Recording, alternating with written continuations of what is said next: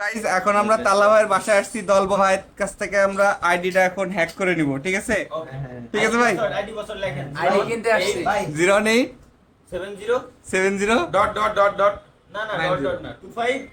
আরে ভাই কার ইয়ে দিচ্ছেন? এটা তো আপনার না ভাই। আইডির কথা বুঝতে যাই এখন একজনের আইডি। ভাই আপনি তো ভালো লোক। আচ্ছা সরি আল্লাহ ভাই ব্রাদার থাকলে আর যা হয় আর কি। ভাই এই যে আমাদের রেড এক্স গেমিং এ অ্যাডটা পাঠায় দেন ভাই, আইডি কোডটা তুলে নিন। হ্যাঁ আইডি কোড কোন 16